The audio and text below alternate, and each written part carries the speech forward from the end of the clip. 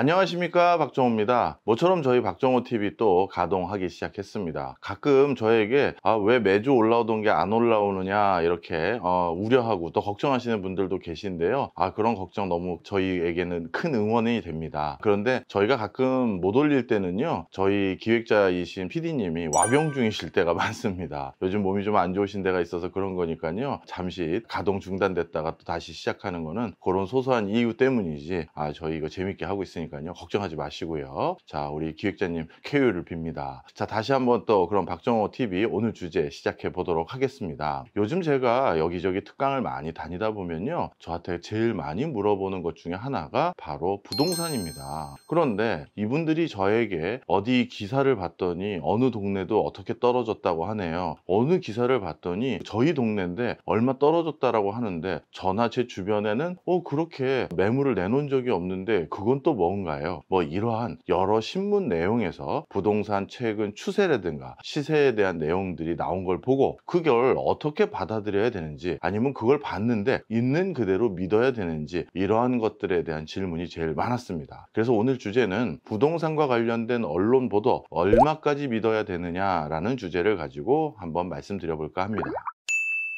먼저 결론부터 말씀드릴게요. 모두 다 사실인데요, 또한 모두 다 사실이 아닐 수도 있습니다. 이게 무슨 소리냐, 이게 좀 설명을 드릴게요. 일단 언론 기사 또는 언론 기자분들은 보도를 하실 때요, 뭔가 근거가 있어야 됩니다. 그래서 그냥 보도를 하실 수는 없고요, 근거로 부동산과 관련된 시세 보도를 하실 땐 어떤 걸 참조할 수밖에 없냐면, 공신력 있는 기관에서 부동산 시세와 관련된 새로운 통계를 제시하면 그 통계에서 나름대로 시사점과 사람들의 관심도가 높은 내용을 뽑아가지고 보도를 하게 됩니다. 따라서 그 보도의 논조의 가장 큰 근거는 현지 공인중개사 분들에게 직접 인터뷰하고 물어봐서 그 시세를 확인하신 게 아니라 공신력 있는 기관에서 발표한 통계를 보고 바로 부동산 시세에 대한 나름대로 이 기사를 작성하시는 겁니다. 자, 그러면 여기서 사용되는 공식적인 통계가 크게 세 가지가 있습니다. 일단 국토부에서 제공하고 있는 진짜 부동산 실거래 매매 가격이 있고요. 두 번째는 KB 부동산 동향 지수라는 게 있습니다. 그리고 우리나라에서 부동산 시세라든가 이런 것들을 가장 공신력 있게 집계하기 위해서 만든 국가기관인 부동산원이라는 곳이 이렇게 있습니다. 그런데 이 통계 집계들마다 사실 부동산 수치가 다 다릅니다. 그러다 보니까 저마다 언론 보도에서 발표하는 내용도 달라질 수밖에 없겠죠. 아니, 그럼 어떻게 같은 동네, 같은 부동산의 시세를 얘기해주는 통계가 이렇게 다를 수가 있습니까? 오늘은 바로 그거부터 좀 설명을 드리려고 합니다. 자, 그러면 우리나라를 대표하는 두 가지 부동산 관련한 지수에 대해서 좀 비교를 해드리려고 하는데요. 먼저 부동산원부터 말씀드려 보도록 하겠습니다. 부동산원은요, 집계 방식이 직원들이 직접 합니다. 직원들이 직접 현장을 방문하거나 전화 등을 통해서 이렇게 여러 가지 부동산 시세가 어떻게 변화되고 있는지를 직접 조사를 하는 형태로 진행을 하고 있습니다. 자, 그런데 여기에서 첫 번째 우리가 판단해야 될 게 있습니다. 박정호TV를 보는 많은 시청자분들께서 만약에 우리 집에 갑자기 한국부동산원에서 조사를 하러 나왔다라고 하면서 지금 이 아파트 시세는 얼마이세요? 그리고 얼마에 파실 생각입니까? 이런 질문들을 했다라고 했을 때요, 일반적으로 이런 질문을 받으면 어떤 반응을 하실 수 있으실까요? 아마 많은 분들은 그래도 국가기관에서 나왔으니까 우리 집 시세를 있는 그대로 얘기했다가는 혹시 뭔가 세금을 더 내는 것이 아닌가, 이런 우려들을 좀 많이 하시는 경향이 많습니다. 그러다 보니까 어쩔 수 없이 진짜 자신이 진짜 판매하고 싶었던 그 금액보다도 오히려 슬쩍 낮춰서 얘기하거나 별로 안 올랐어요, 얼마밖에 안 됩니다 라고 얘기할 가능성이 조금 더 높습니다. 반대로 KB에서 만든 부동산 지수 같은 경우는 전국에 한 4천여 명의 공인중개사를 등록해 놨습니다. 그래서 이 4천여 명의 공인중개사 분들께서 지금 자신이 주로 활동하고 있는 지역의 매매 시세는 어떻게 돼가고 있는지를 KB 단말기에 직접 입력해서 매번 시세를 이렇게 만들고 있는 상황입니다. 자, 그런데 이 공인중개사분들은 또 나름대로의 또 입장이 있겠죠. 예를 들어서 그 동네 수많은 거래 건수를 다루다 보니까 어떤 자신들의 생각하는 적정 금액대가 있습니다. 아, 요 아파트 평수에 요거는 뭐 예를 들어서 8억에서 8억 5천만 원 사이는 맨날 거래되는 시세야 라고 생각하면 그 금액 안에서 만약에 1,000만 원이 더 올랐다, 2천만 원이 더 올랐다라고 하면 사실 그거는 변화됐다라고 생각하지 않는 분들이 많으세요. 그러다 보니까 그 정도 변화에 대해서는 올랐다, 떨어졌다라고 생각하지 않고 예전 수준의 가격을 이렇게 체킹하는 경우가 많이 있으시다고 합니다. 뿐만 아니라 공인중개사분들의 입장은 우리 개개인과는 좀 다르겠죠. 예를 들어 이 동네 아파트 요즘 핫하다면서요, 이 동네 아파트 요즘 잘 나간다면서요, 이런 소리를 들어야 자신들이 영업을 하기에도 조금 더 용이한 면이 많겠습니다. 왜냐하면 이 동네 이제 부동산 별로라고 하던데 라는 동네에서 매매 건수가 늘거나 많아지진 않겠죠. 그러다 보니까 공인중개사분들의 입장에서는 다소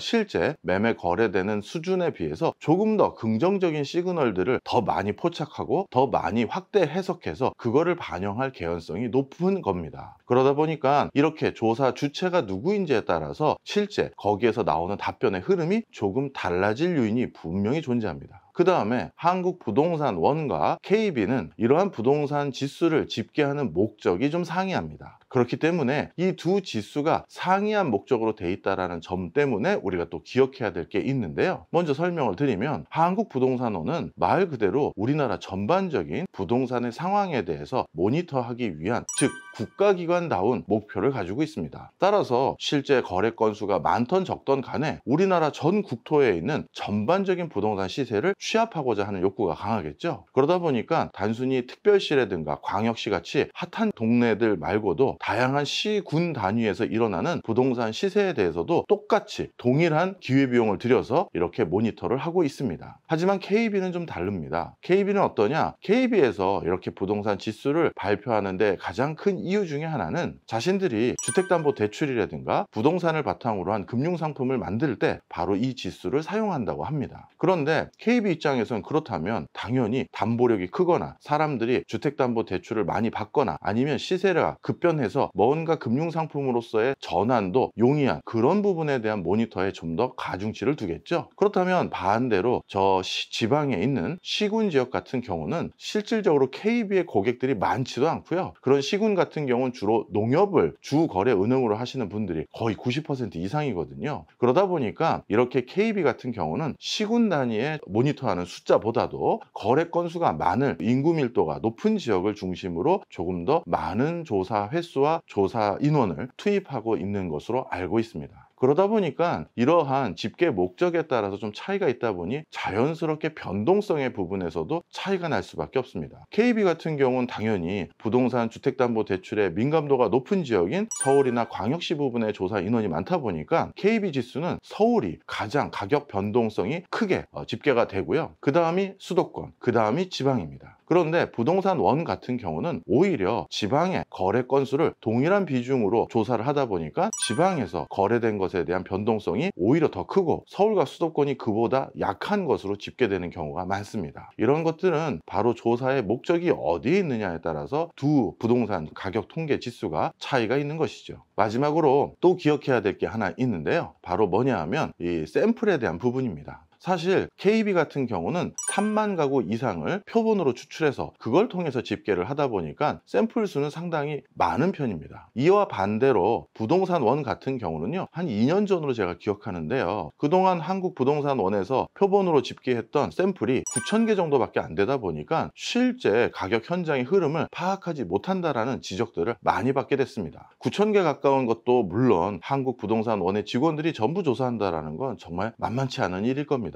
아마 그런 제한된 인원 때문에 샘플이 9,000명밖에 안 됐었을 것 같은데요. 그러다 이것을 국가통계위원회에서 지적사항으로 지적을 받았고, 이 때문에 최근 들어서 샘플 수를 급격히 늘려서 이제는 2만여 가구 정도를 표본으로 넣어놓은 상황입니다. 이렇게 표본을 조금씩 늘려가면서 한국부동산원의 여러 가지 집계 현황도 어찌 보면 실제 다양한 지역의 부동산 시세의 흐름을 반영할 수 있는 여지를 조금씩 만들어가고 있는 상황입니다.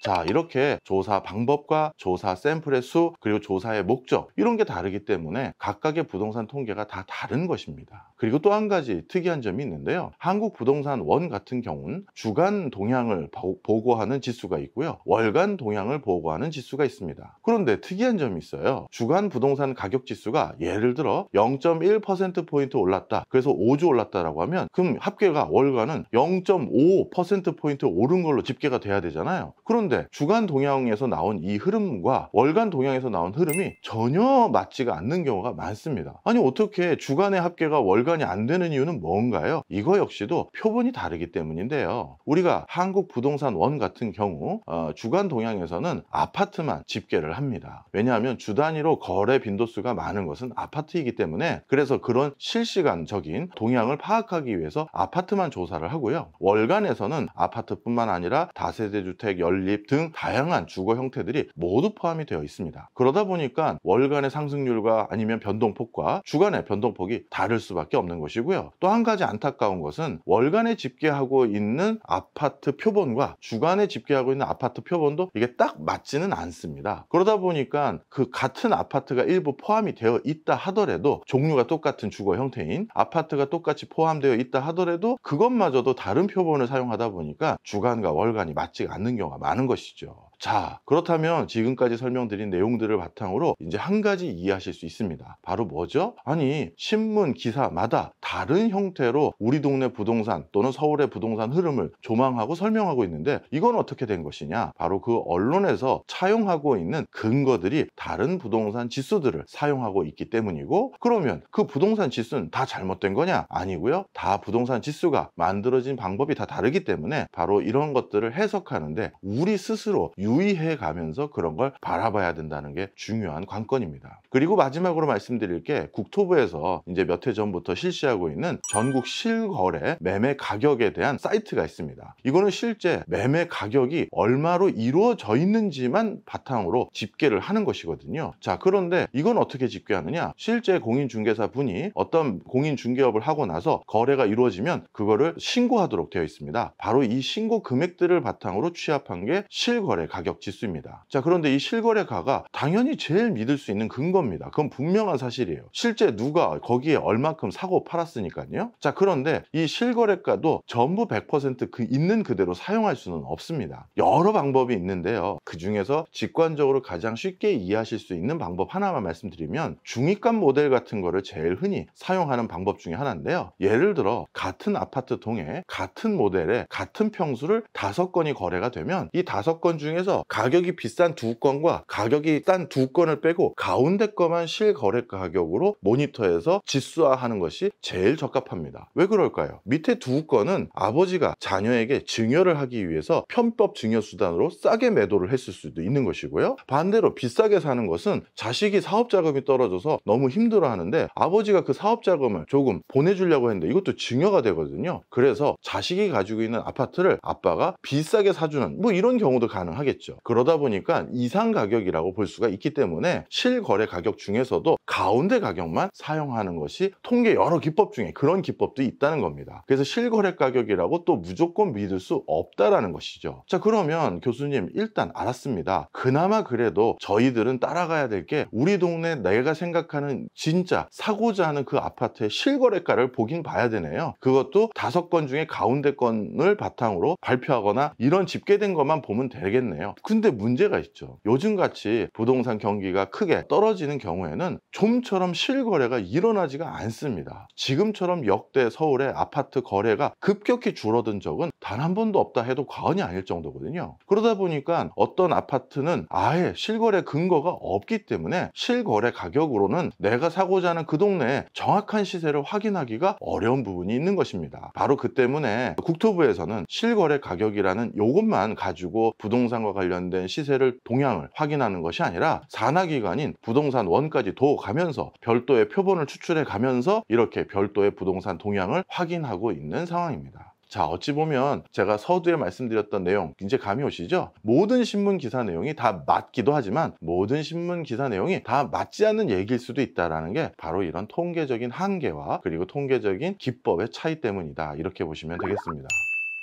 우리 모두 내 집 마련은 꿈이기도 하고요. 우리 모두 가장 그 모든 사람이 하고 있는 재테크의 수단은 부동산입니다. 그렇기 때문에 이 부동산에 대한 다양한 정보들에 아마 촉각을 곤두세우고 계실 텐데요. 이런 정보들을 받아들이실 때 오늘 제가 한 여러 내용들이 조금 참고가 되셨으면 하는 바람입니다.